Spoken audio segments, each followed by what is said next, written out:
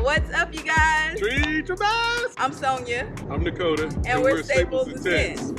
Today, we are out where? Falls Lake? Yes, Yeah. we're at Falls Lake. We're North Carolina. Yeah. Because we came all the way up from Atlanta, Glam Queen hooked us up, y'all. She let us use all her gear. Yeah, all the tents. Y'all know she's a junkie. So right now we're gonna set up the Nemo Wagontop 8-person tent. This is a huge tent. Huge. You need a lot of real estate. Yeah, this is our first time. You know, we watched the YouTube video. All true. And we're about to do this. So let's get to it. And I think, just for clarification, we have never set this tent up, but we did watch a video about it, and we feel it. I think we can figure it out. I think so too. So first, you always put down the footprint. Pro tip: if you're setting this tent up alone, you can try staking the corners out to help you out a little bit. As Dakota's demonstrating, this is a huge tent, a huge footprint. So if you're by yourself, you may need a little assistance.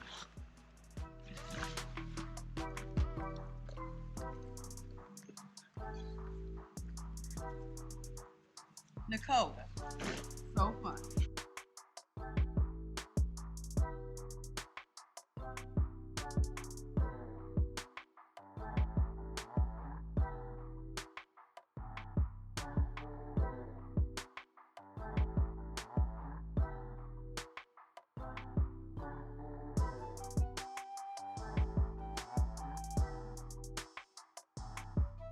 The short ends go that way. See how this is long, that's short and that's long? So this is going to turn. And then the other side is that. Oh, yeah. So you also see this is. With a tent this large, surprisingly, there are only 3 poles. So that means when the poles connect, they're super long. It may take a second to sort the poles out, but once you do, they're fairly easy to connect. The key here is to make sure the shorter portions of the pole point towards the end, with the longer sections pointing towards the middle, and the longer sections should cross in the middle of the tent.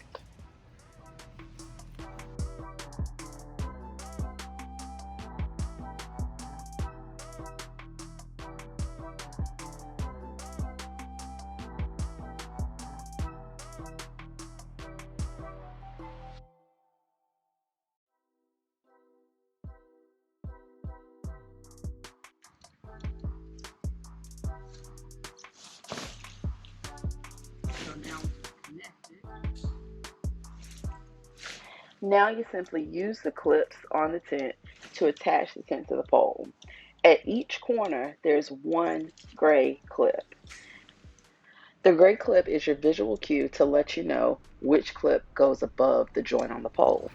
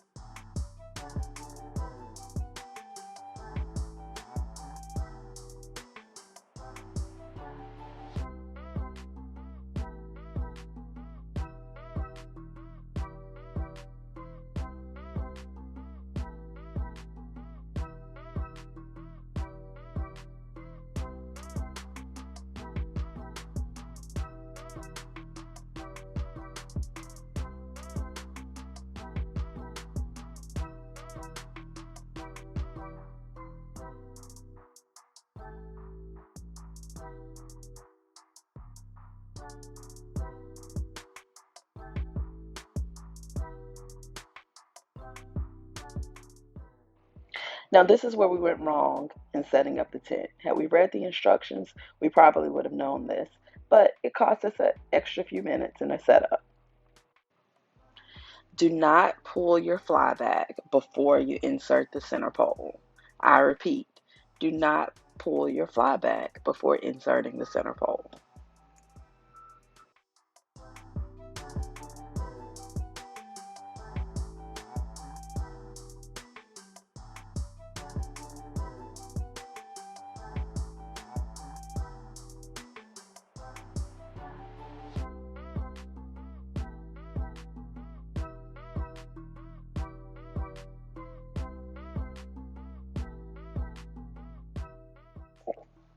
It didn't take us long to figure out that you need to have the fly open in order to add the third pole. So once you get your third pole attached, feed it through the pole sleeve in the middle of the tent. Once you do this, insert the end of the pole into the gray grommets and your tent will stand up and have full shape.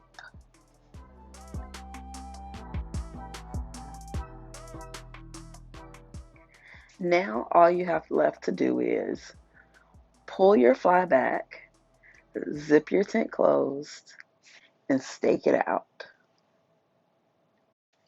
And since this was our very first time setting up this tent, we did one final walk around just to make sure that the poles were attached to both the tent and the footprint, and everything else was attached properly.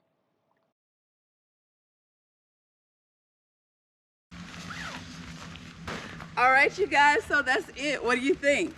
It was first time, not too hard. Nah. We have a little bit of experience putting up tents, so I think it went a little easier for us, but it is a large tent with a lot of fabric. Yeah, and it weighs a lot. This is a tent that you're not going to take but so far away from your campsite, and just the weight of it is enough to, keep you humble. So we are wrapping up, and we would feel remiss if we didn't give you all a little bit of what we thought about our initial thoughts on using the Wagontop 8 from Nemo. It's a really solid tent. So I thought it was a really good tent to set up. This was Dakota and I's first time putting it up. And it's a really big tent with long poles. So if you don't have a lot of space, I would say this isn't going to be the tent. We're fortunate out here to have a huge campsite.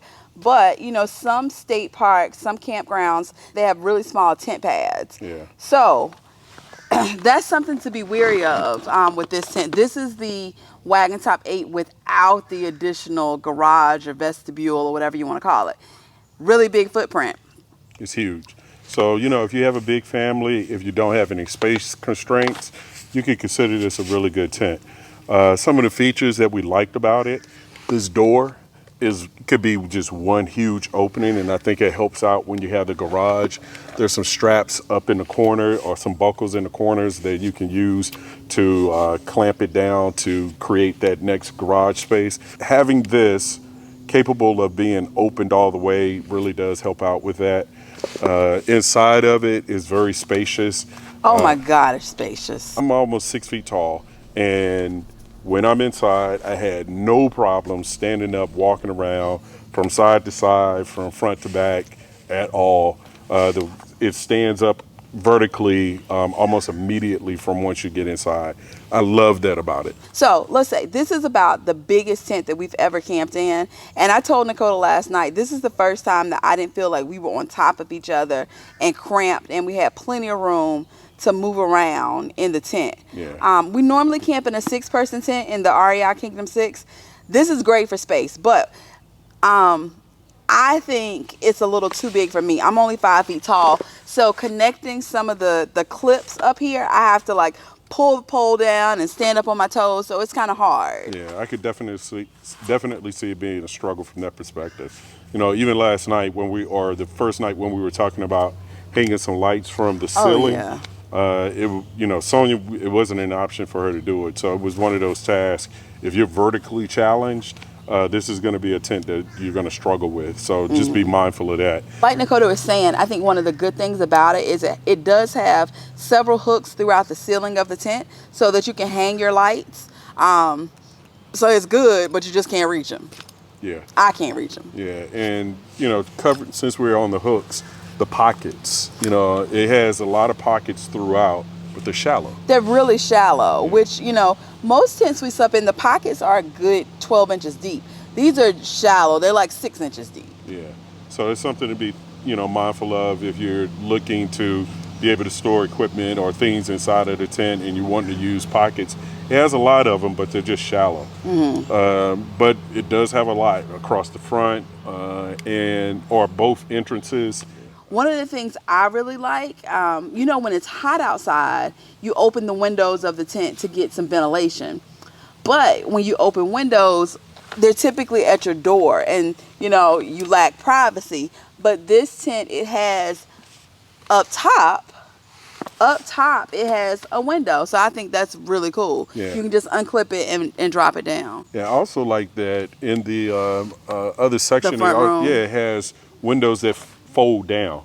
So, it's another one of those where you can have some privacy, but you also have the ability to vent off some of the heat. Since we know heat rises and then sort of comes down, this is real nice because you can vent it out of the top of the tent a whole lot easier than other tents. So that was one of the pluses for it. One of the other things that's a little quirky about the Wagontop is this rain fly.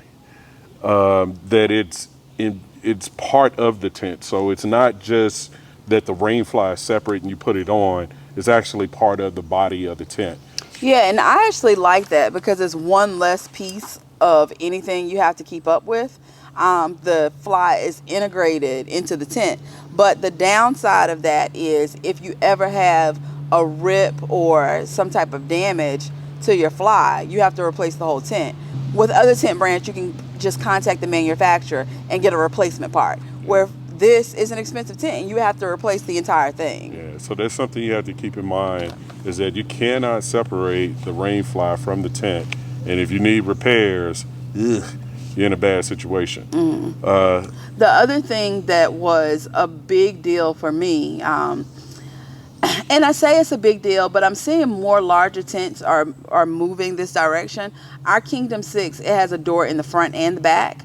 The new Kingdom 6, it only has a door in the front. Likewise, the Nemo, it has doors on both sides, but the door in the back does not have windows, so it's just the screen. It stays open, and I can see it's more of a window. It doesn't have a door where you can seal it off and have privacy from the rain fly outside. It has just a screen mesh. Yeah, it's a screen. You can go in and out of it, but it's not solid. So it's not solid. So in the wintertime, you're going to have a lot more cold air coming into the tent. Great for ventilation, but I could see in the fall and winter it getting pretty chilly up against that door. Yeah. Another thing that's a good feature of the Wagontop is that it has welded seams throughout. So whether you're looking at the bathtub, any of the seams have been double stitched and then welded, which is, what you want. So kudos to Nemo for sticking with the welded seams for these. So would you buy the tent? Yeah, I'd definitely get the Nemo. This is one of those tents that is set up for family car camping.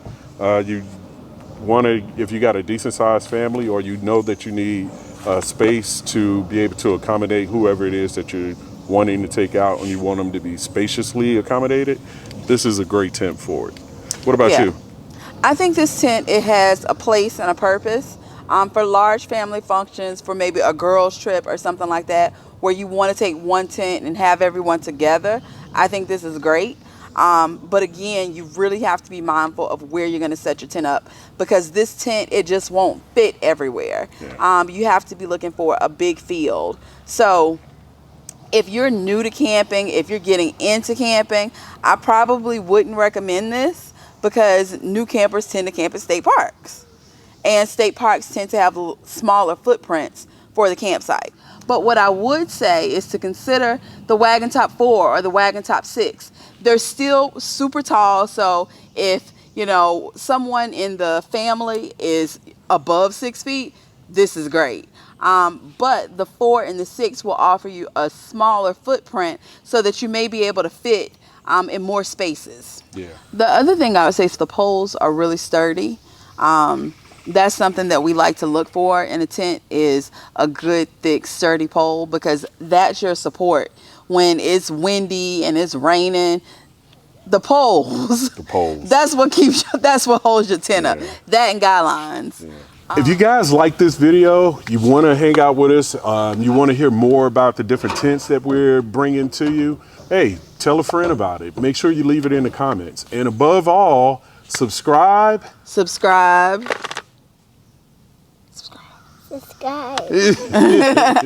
Take care, y'all. Have a good day. Yes.